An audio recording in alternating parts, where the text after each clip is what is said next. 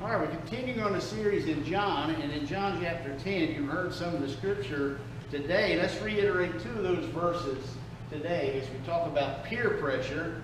Many people did believe in Jesus, however, including some of the Jewish leaders, but they wouldn't admit it. Why? For fear. The Pharisees would expel them from the synagogue. They loved human praise more than the praise of God. Now, when I grew up in Maryland till the 6th grade. In 6th grade, I moved to mountains of North Carolina. And the first day I was in school in the 6th grade in North Carolina, I discovered something that we didn't do in Maryland. When it was time for a bathroom break and I went to the bathroom, it was filled with smoke. Because most of the boys smoked. And they had a rule there that you could smoke at school as long as you did it either in the bathroom or outside. I don't think they have that rule anymore, do they, where you can smoke at school in the 6th grade? But then when I went to North Carolina, all the guys, most of them were smoking, 6th grade. And of course they said, hey man, try it, have a smoke. And I did, I tried it. And I didn't smoke. So then they said, well, at least chew some tobacco. And so I chewed some tobacco, accidentally swallowed some of it. I would not recommend that. I was sick as a dog. And since then, I've only chewed gum. But the point is, peer pressure causes a lot of people to do things, and that's what I want to talk about today. Now, I got a question here. What are some negative examples of peer pressure for young people? Now, there can be positive peer pressure. I'll talk about that some next week. What is some negative things that are peer pressure for young people? Real quick, this is the only time you get to interact. Anybody? Smoking. Smoking is one. Yeah, a lot of people that smoke, a lot of them start when they're young. And we know that's one of the worst things you can do for your health is smoke. But that's the peer pressure. Lydia, you had your hand up. Hitting and kicking people. When we feel like, others are doing that, and then they want us to all hit and kick people. So there's peer pressure there. And there's a lot of peer pressure. We know that. You think about peer pressure, you think about young people. It could be to bully somebody. It could be to drink when they're underage. It could be drugs. It could be to steal something at the store, just put it in your pocket, all kinds of things. But here's the other question. Can adults be affected by peer pressure? Absolutely, yes. But we think a lot of times that peer pressure is only for young people, but adults also have peer pressure. I got a little clip here from, I don't know if anybody remembers the old show Candid Camera. This is an old Candid Camera clip that shows peer pressure. All right, let's look at it. The gentleman in the elevator now is a candid star. These folks who are entering, the man with a white shirt, the lady with a trench coat, and subsequently one other member of our staff will face the rear.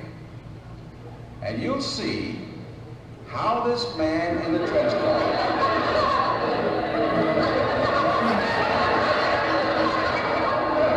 tries to maintain his individuality, but little by little,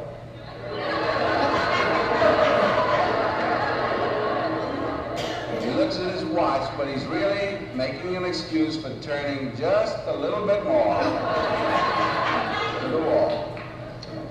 Now we'll try it once again. Here's the candid subject. Here comes the candid camera staff, 3 of them at least. And this man has apparently been in groups.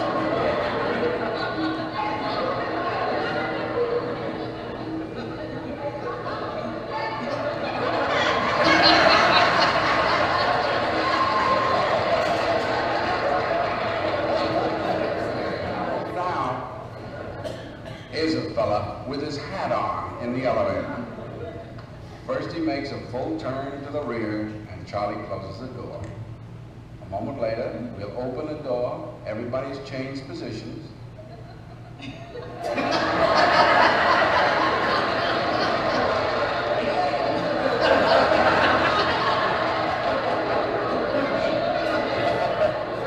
Now we'll see if we can use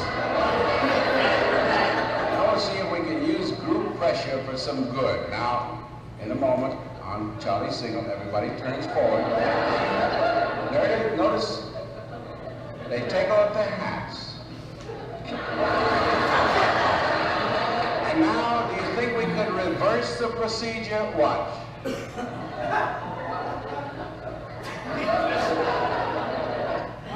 Okay, peer pressure is real. That's just an example of how we just feel like we ought to conform.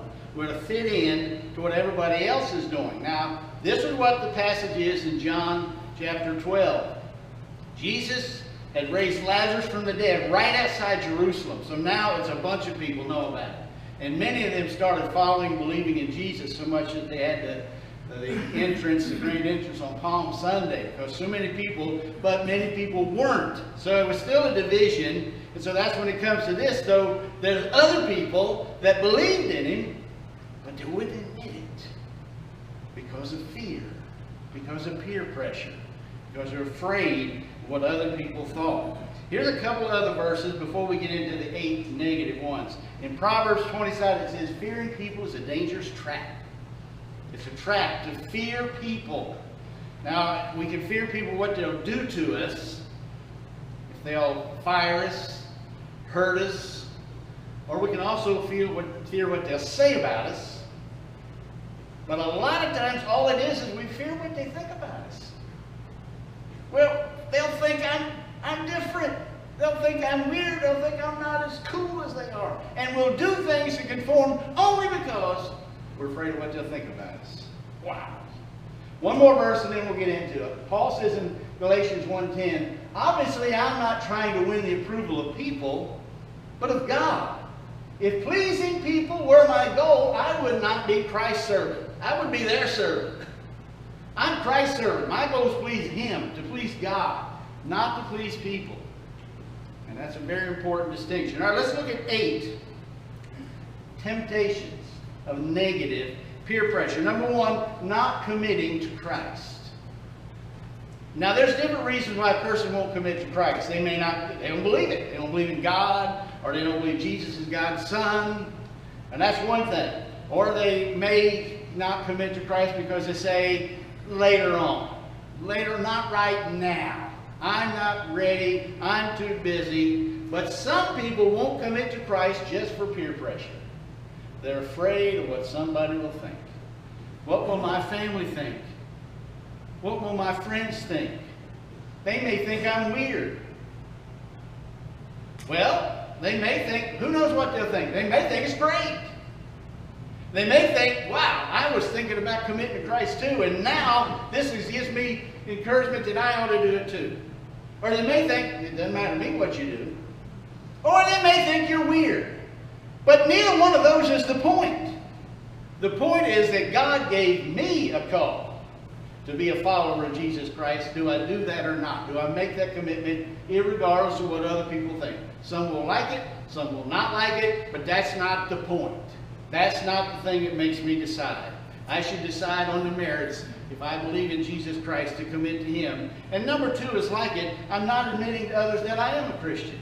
I made that decision to become a Christian. I prayed to ask God to forgive me and be saved, but I don't want to tell anybody else because I'm afraid. That's what these Jewish leaders and others were doing there, afraid to admit it to others. Now, one of the best ways to admit that you're committed to Christ is to be baptized. That's what Jesus told us to do, to show that we are a follower of Christ. I'm dead to the old Richard Atwood's life. I'm new to new life. And that's a public commitment that tells everybody I am a Christian. But also in what we say. In Luke chapter 12, I believe I have it here, Jesus says this, I tell you the truth. Everyone who acknowledges me publicly here on earth, the Son of Man, that's Jesus talking about himself, will also acknowledge in the presence of God's angels. But anyone who denies me here on earth will be denied before God's angels. Wow! Is that serious or what? This is serious business of whether we go ahead and admit and let people know that we are Christians, or whether we deny it because of fear of what they will think or do. Jesus says that this makes a big difference. If you follow me, you'll let people know that. Now, back in the 1950s, they made a movie called Imitation of Life. I don't know if anybody's ever seen that movie. One of the worst, not worst, saddest endings. Good movie, sad ending. It was about two women. One was a white woman who was pretty wealthy, and her black maid. Black maid was a single parent, really a joyful, wonderful person, hard worker, but she had a daughter who looked like she was white. And she felt like she could get along better passing as a white person instead of a black person. Now, there's a lot of things, especially back in the 50s, this tells about our society. And I'm not talking about today, but I'm talking about this one point. She was ashamed of her black mother. She would not let people know that was her mother. When her mother would come around, she stayed away from her mother because she was ashamed. And then near the end of her movie, her mother travels out to see her where she's working in a different city. She's staying with a woman, and the daughter says, "Oh, this is my nanny," and lies that it's not even her mother. Her mother is so sad. She goes home and she does not even want to live. She gets sick and she dies. She wanted, the one thing she wanted more than anything else in life was to have a great funeral with a big band marching down the street. And so she saved money and had this great big funeral for the mother. And the daughter heard her mother had died. And she comes and arrives just in time to get to the funeral. And in front of the marching band, all the people, she runs up to the casket sobbing. "Mama, I'm so sorry. I killed my mother. I killed my mother." She was so ashamed of denying the one who loved her and gave her life for her. She should have been. And I'm telling you, Jesus loves us and gave his life for us. How can we be ashamed of him and deny him and be afraid to let people know that we are followers of Jesus Christ? God loves us, and let's not be afraid to admit that we are believers. Number 3, peer pressure can cause uncertainty in teaching children. I've seen this a lot in the last generation, and of course I wasn't here in other generations, but let's read this verse out of Deuteronomy when he was reminding them of everything that happened as they get ready to go in the promised land. But watch out, be careful never to forget what you yourself have seen, all the miracles God did, how he worked to provide it. Do not let these memories escape from your mind as long as you live. And that's for all of us too, what we've seen God do in our life. But this is what he said, and be sure to pass them on to your children and your grandchildren. What you've learned, what God has done. God has given us a responsibility to be their teachers. And what I see some now is that people, parents and grandparents, give that up to somebody else and say, "I'm not responsible for teaching my children, especially moral." I've heard some parents say, "I'm not going to teach my children any spiritual moral values. When they're 18 or 21, they'll decide on their own." And of course they will decide on their own, whatever you teach them. But we have a responsibility from God to teach our children the right way. Now, we don't do that with anything physically. We don't say, "I'm not going to teach our children whether they should brush their teeth or not." Do we? We say, "No, brush your teeth." We don't say, the kids say, "Can I have Oreos and potato chips for supper?" You decide whatever you want. Do your parents do that? They don't, do they? No. Now, we don't decide you go to bed whenever you want.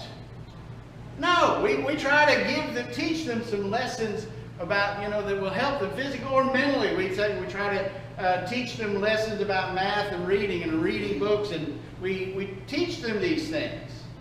But we say, "No, moral and spiritual values, I'm not going to teach them." No. Do not give in to the peer pressure of that. We have a responsibility to teach our children. As a matter of fact, grandparents, and we got several grandparents here, we're in on that. Did you see that? Your children and your grandchildren.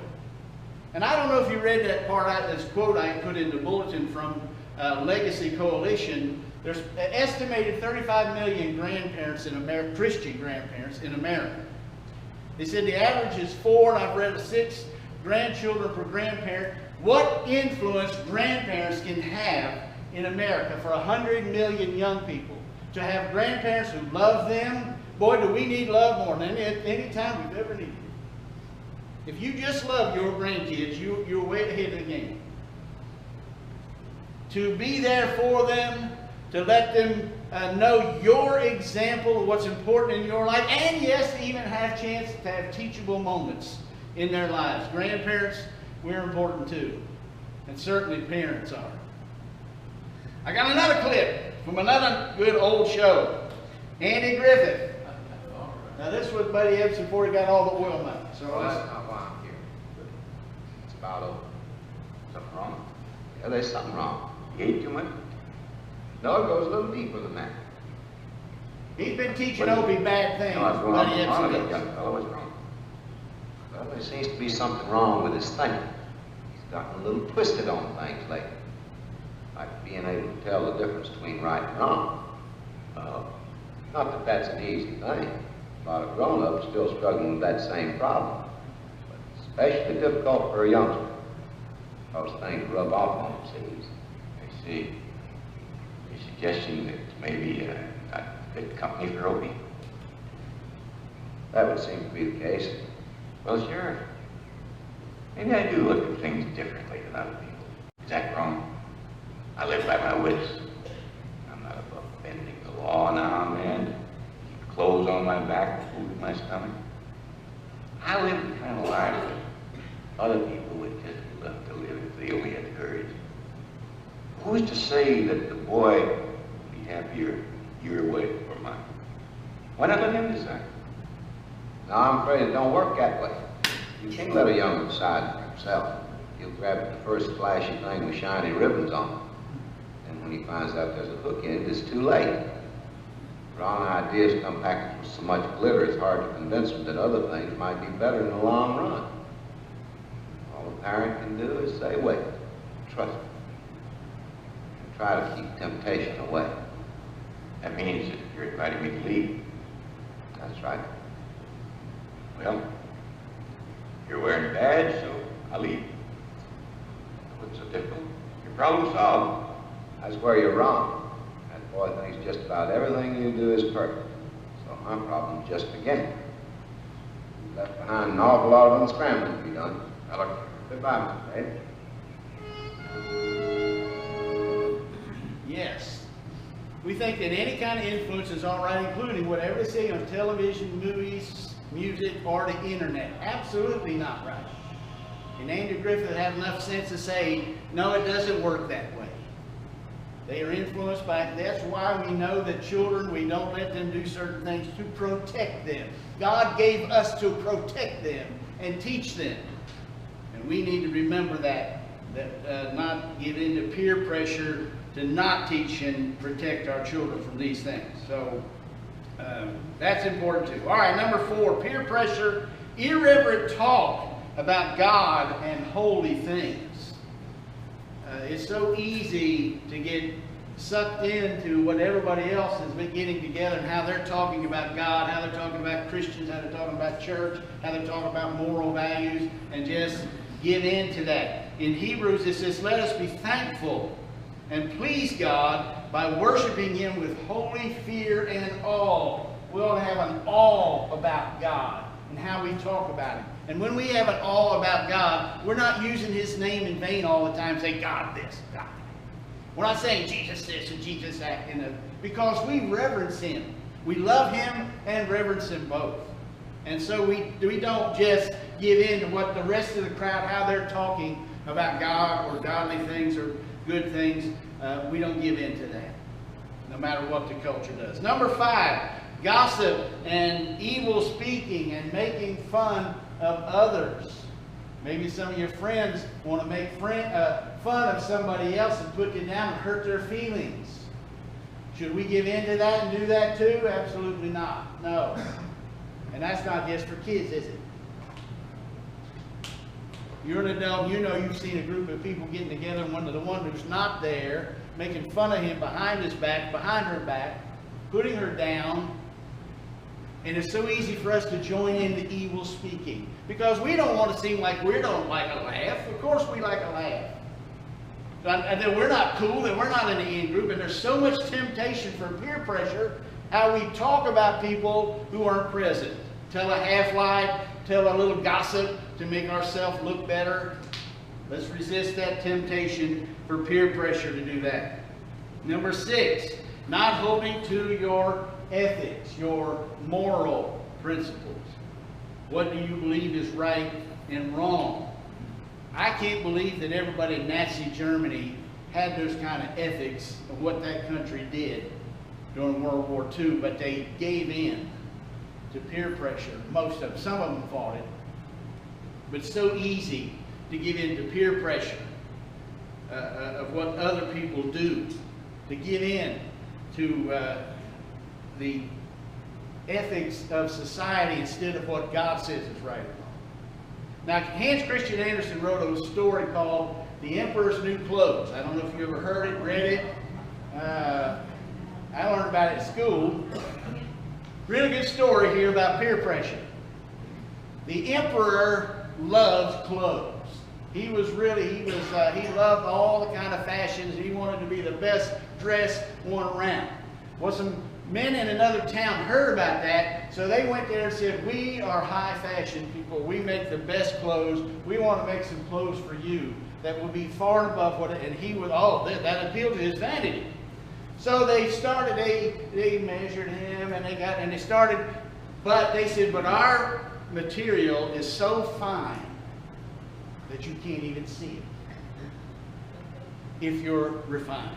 Now, if you're stupid, or if you're incompetent, you'll be able to see it.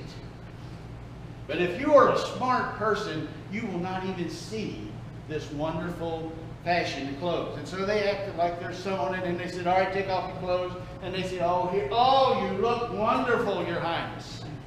Now, he looked in the mirror, and he really didn't see anything. But he didn't want to be thought that he was stupid. So he said, well, that does look nice.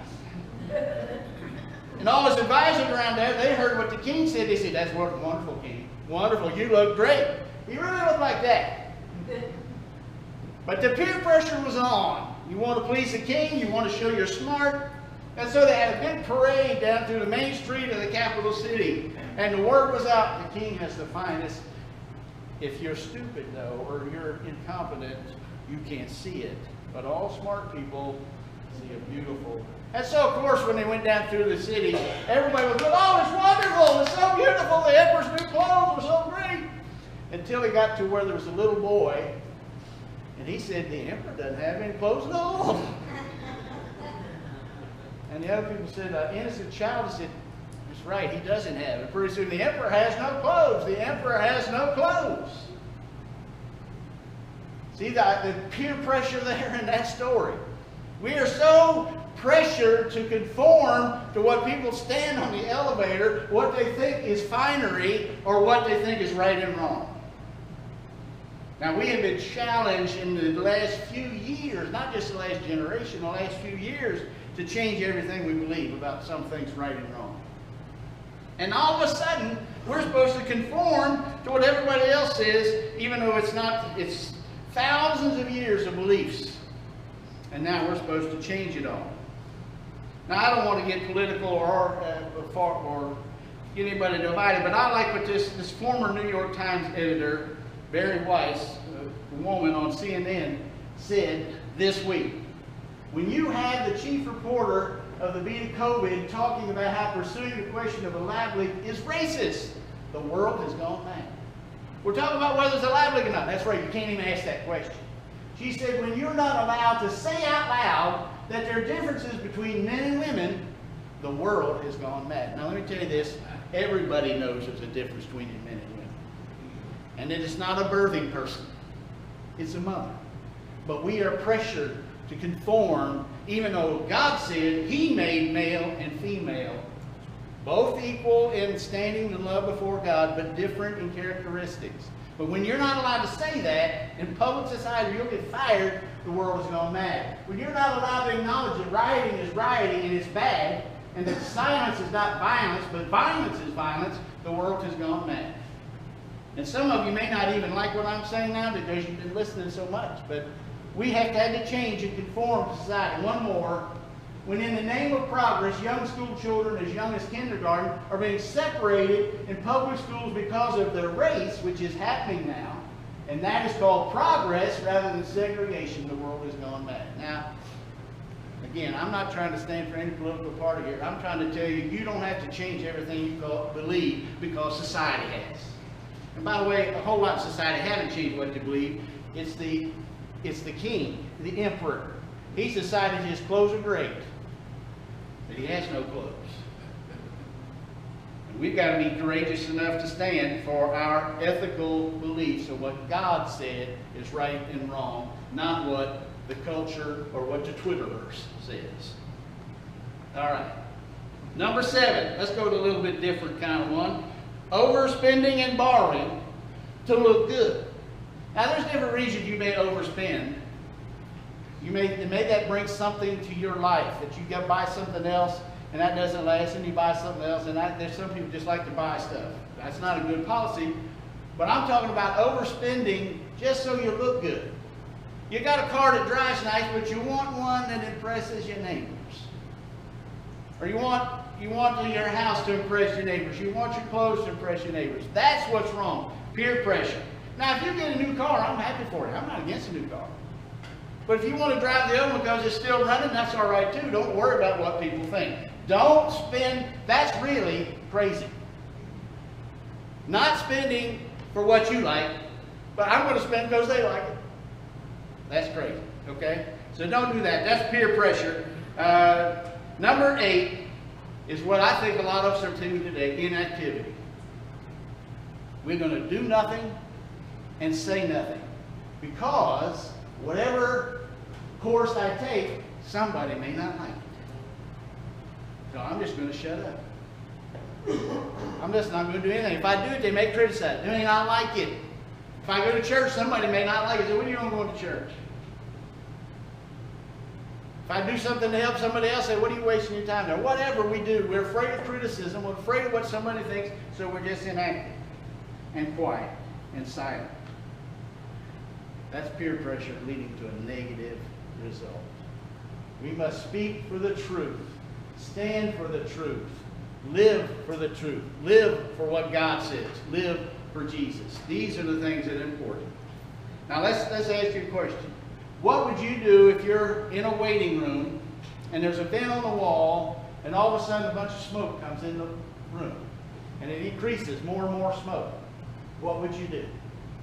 Well, of course, people who are looking to do another test, a survey, answer this question. They put a person in a room like that and the smoke came in the vent. 75% of the time, the person got up, left the room and said, wait a minute, you got smoke coming out of your room. Something's on fire. I don't know why it wasn't 100%. But anyhow, 75% of the time they got up. And I think what we would do, I'm not staying in here, the place is on fire.